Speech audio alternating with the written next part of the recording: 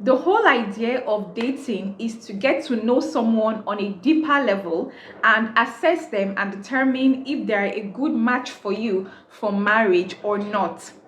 Now, when you're dating this person and your whole conversation seems to go this way: hello, hi, how are you? Fine. How was your day? Fine. Have you eaten? Yes. What did you eat? Rice. Okay. So how far now? How things? I just do. If your conversation with this person that you are in an exclusive relationship with is just like this, basic, mundane, you may never truly get to know the person enough to be able to make a well-informed and concrete decision if you should spend the rest of your life with this person. Now, sadly, a lot of people in dating relationships basically converse with their partners like this, and they end up making the decision to get married based on feelings and emotions, not based on if they truly know the person well enough to determine the purpose of this person, where this person is coming from, or where the person is going to. Which is why, as your online bestie, I've come up with some very, very important and vital questions that can spice up your conversation with this person and also help you to know this person on a deeper level, to know if you'll be going from in a relationship to married or in a relationship to single. Now, with that being said, let's get straight into the questions. And mind you, I've written them down because I don't want to forget anyone. I want to give it to you guys back to back as in a hot. I don't want to leave anyone behind. So I hope that this video blesses you. Don't forget to click the like button, subscribe to my channel if you haven't, okay? Comment and share this video with your friends. Now, with that being said, question number 1. The faith question. See, not everyone that goes to church is a Christian, is a true believer of Christ. Not everyone that goes to church are actually living their lives for Christ. There are some Christians that believe in the power of speaking in tongues. There are some other Christians that see speaking in tongues as gibberish, that see speaking in tongues as doing too much. You are not trying to form holier than thou. Now, when you don't have this faith conversation with this person, you may be a person who's on fire for God, who speaks in tongues. You're already preparing in your mind how you are going to build a Christian home, a Christian family. And because this brother told you he attends this church, you think he's on the same level with you. And then you get married and you discover that you married a lukewarm brother or a cold brother while you are hot, and then it just becomes a very frustrating experience for you. You start to feel like you are the one dragging the family to Christ, which is not supposed to be so. Okay, so before you get to that level of marriage, if you as a Christian, your faith is really, really important to you, you are a firm believer, you are a hot believer, then I think you should be asking this person questions about their faith and, observing them, questions about how they are living their lives for Christ, how they are being obedient to the commandments of Christ. Do they pay tithes? Do they pay their offerings? Just really looking at them, observing them, and having these conversations with them, just so that you are not spiritually frustrated when you eventually get married. The second question on my list is the lifestyle question. There are some people who they call the extroverts. They are the life of the party, the jayes. These ones, they are very outgoing. They love to go out. Now, there are other kinds of people who we call the introverts, right? They are very indoors, very into themselves. They don't like to associate with other people. They just want to be by themselves alone.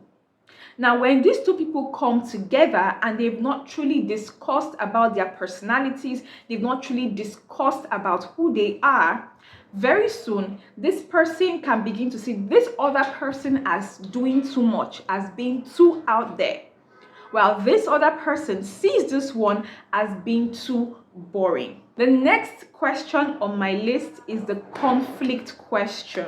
And this is to enable you to know how this person resolves conflict, how they handle conflict. Because You don't want to get married to somebody whose, conflict resolution style is very, very different from yours.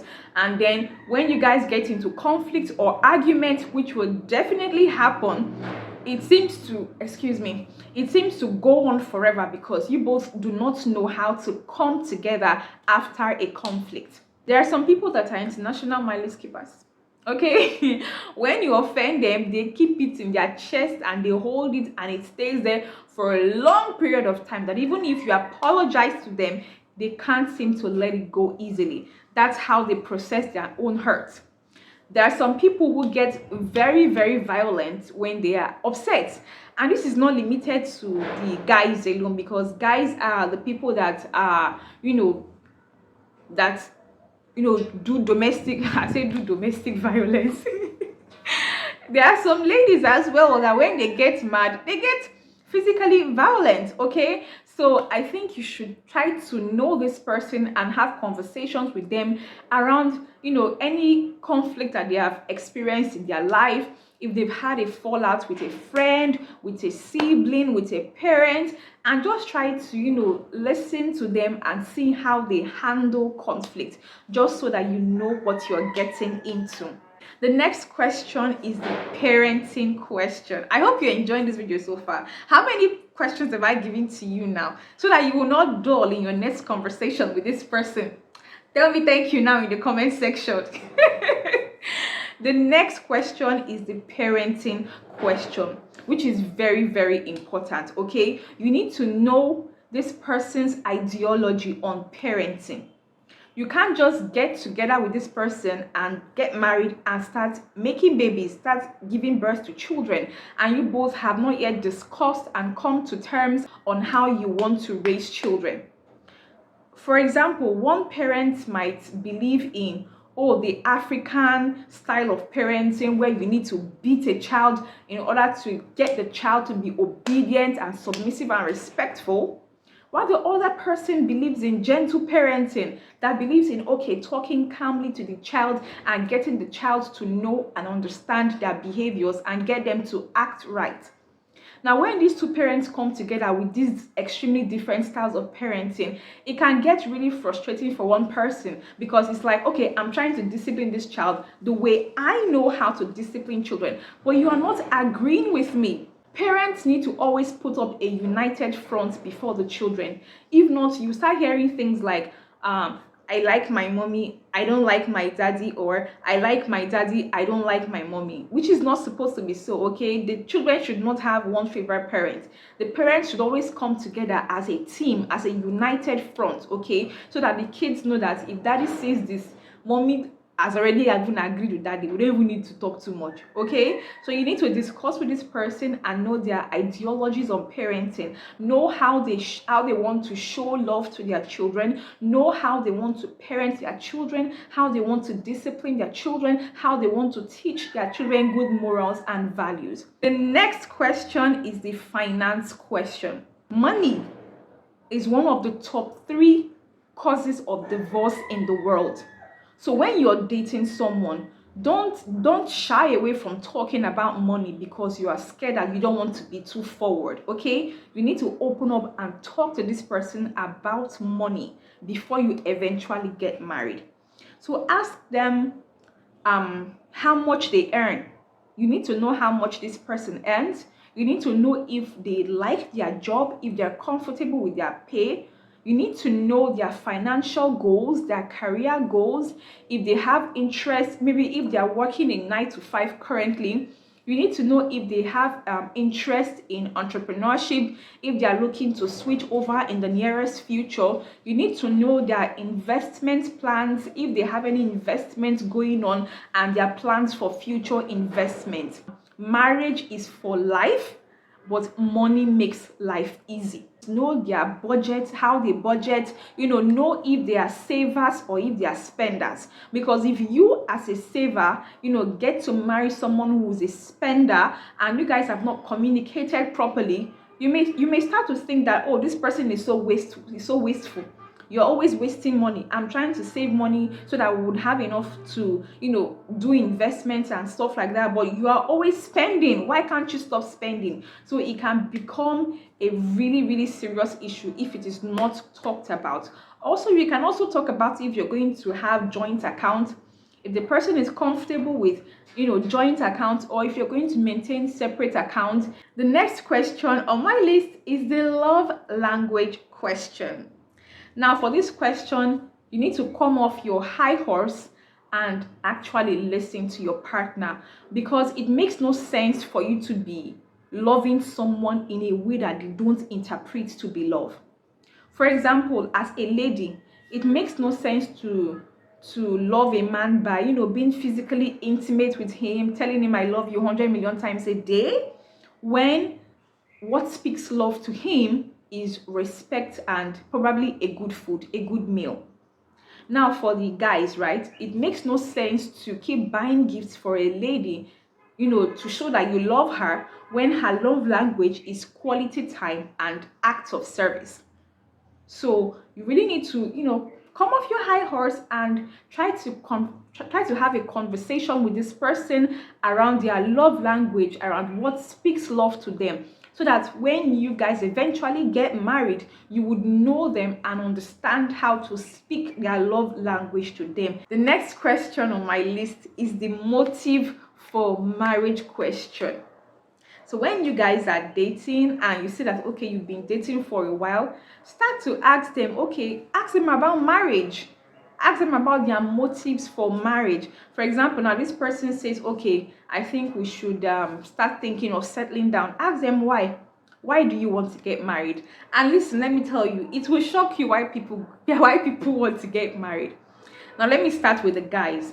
There are some guys that want to get married because they believe that they are of age, or they think, okay, I have enough money to finally start raising my own family, or among my friends, I'm the only one that does not have a child. This one has 5 children, this one has 3 children, I don't have anyone. I need a wife so that I can start having my own children. And for the ladies, there are some ladies that want to get married because it's the only legit reason they have to leave their parents' house. Yes, they are probably frustrated being at home and under so much pressure from the parents that they are like, okay, I want to leave the house. How can I leave the house? How can I pack my things and leave this house? And the only legit way to do that is to get married. There are some women also that see a man that has, money, is financially okay, and they're like, okay, I need financial support from this person, therefore I can marry him. Now, problem will arise when these two people eventually get married, right? The man has gotten married for children. Now, what if fertility issues come up? What will he do? Will he be able to wait on the Lord? Will he be able to hold hands with you in faith? Or will he start sleeping around because he wants children and you're not able to give it to him? As a lady, what will you do if thunder strikes? You get married to this man and he loses his job and the money is no longer coming as before. What will you do? Will you stand with him in love, or will you start looking for Johnny to give you money? The next question is friendship with the opposite sex question. What? I mean, you need to have a conversation on your boundaries, on what you're comfortable with. There are some people that believe that they have not cheated on you until they have slept with this person. So anything they are doing does not count for cheating. And if you say that, if you accuse them of cheating on you, then that's your business. There's some people that believe that once you send a text message to this person with a love emoji in that message, you've cheated. You are cheating. So if these two people come together, what will happen? Before you know it, they'll start hearing comments like, oh, you are too insecure, please go and deal with your feelings, or you are too jealous, get over yourself. Which is not supposed to be so, because both partners are supposed to give each other emotional security. So you need to come to terms and understand what cheating is like for you and what your boundaries are, okay? If you're that kind of person that is like, no, once I'm dating you, or if I get married to you, no female besties. No, this one is my bestie from way back. Or as a guy, if I marry you, no, I don't want any male besties around you, please.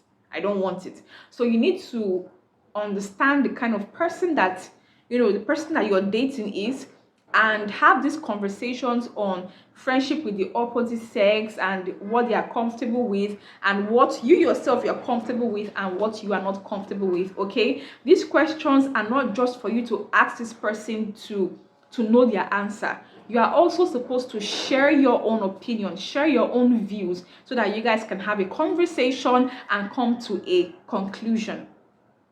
The next question is underlying health issues. Ask this person you're dating if there is any underlying health issue in their family or with him.